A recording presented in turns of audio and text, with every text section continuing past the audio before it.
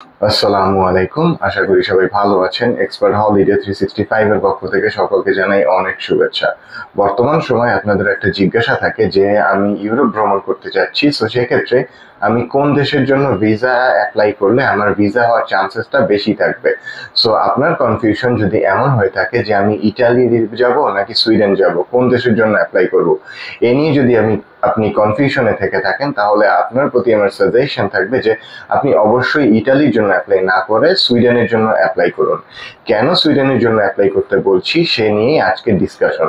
তো শুরুতেই আপনাদের বলি যে আপনারা জানেন যে সেনজেনভুক্ত যে কোনো একটি দেশের ভিসা থাকলে আপনি ওই দেশ থেকে অন্য 26টি দেশে ভ্রমণ করতে পারেন। সো সেক্ষেত্রে আপনার যে জিনিসটি উচিত হবে, আপনি অ্যানালাইসিস করে যখন দেখবেন যে কোন দেশের ভিসা রেশিওটা বেশি, আপনি সেটার জন্যই অ্যাপ্লাই করবেন। সো বর্তমান সময়ে সুইডেন সহ আরো কয়েকটি দেশের ভিসা রেশিও সেনজেনের ক্ষেত্রে অনেক ভালো দেখা যাচ্ছে ইটালির থেকে। সো সেক্ষেত্রে আপনার জন্য যে জিনিসটি আমি বলবো, আপনি অবশ্যই সুইডেনের জন্য অ্যাপ্লাই করবেন। কেন করবেন? কারণ ইটালির কিছু ড্রব্যাকস আছে। ড্রব্যাকস বলতে আপনার তো ডকুমেন্টস গুলো সাবমিট করার পরে এম্বাসিতে পাসপোর্ট জমা দিতে হয়। ইটালির ক্ষেত্রে যে জিনিসটি হয়, ইটালি একটু বেশি দিনের জন্য আপনার পাসপোর্টটি রেখে দেয়। সো রেজাল্ট দিতে তারা একটু দেরি করে। সেক্ষেত্রে আপনারা অসুবিধার সম্মুখীন হতে পারেন। অন্যান্য যে দেশগুলো যেমন সুইডেন এবং আরো কিছু কান্ট্রি রয়েছে, তাদের ভিসা অ্যাপ্রুভাল বা আপনাকে রিফিউজ যেটাই হোক না কেন, আপনাকে খুব জলদি জানিয়ে দিবে। আপনি 10 থেকে 15 দিনের ভিতর আপনার রেজাল্টটি পেয়ে যাবেন। সো সেক্ষেত্রে আপনার যে জিনিসটি করতে হবে, আপনাকে অবশ্যই আপনার ডকুমেন্টস গুলো প্রপারলি সাজাতে হবে।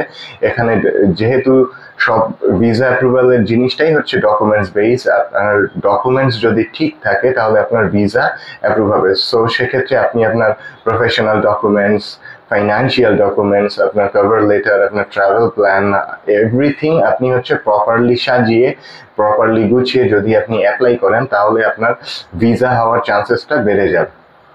সো সুইডেনের কথা কেন বলছি, এর আরো একটা কারণ হচ্ছে সুইডেন গভর্নমেন্ট বর্তমানে তাদের ট্যুরিস্টদের জন্য ভিসাটা রেস্ট্রিকশনটা একটু কমিয়ে দিয়েছে।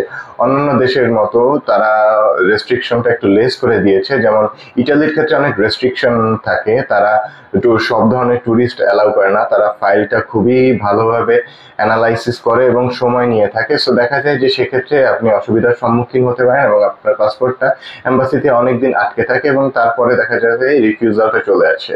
সো সেক্ষেত্রে সুইডেনের জন্য আপনি যদি অ্যাপ্লাই করেন, তাহলে হচ্ছে আপনার ফাইলটা খুব তাড়াতাড়ি প্রসেস হবে। আপনার ভিসা রিফিউজ বা অ্যাকসেপ্টেড এটা আপনি খুব তাড়াতাড়ি জানতে পারবেন। সো যেহেতু বর্তমানে সুইডেনের রেশিওটা অনেকটা ভালো আছে, সো সেক্ষেত্রে আমি বলবো আপনি সুইডেনের জন্য অ্যাপ্লাই করুন এবং খুবই জলদি যদি আপনি আপনার ফাইলগুলো প্রসেস করে অ্যাপ্লাই করে ফেলেন, তাহলে জিনিসটি হবে আপনার ভিসা হওয়ার চান্সেসটা বেড়ে যাবে।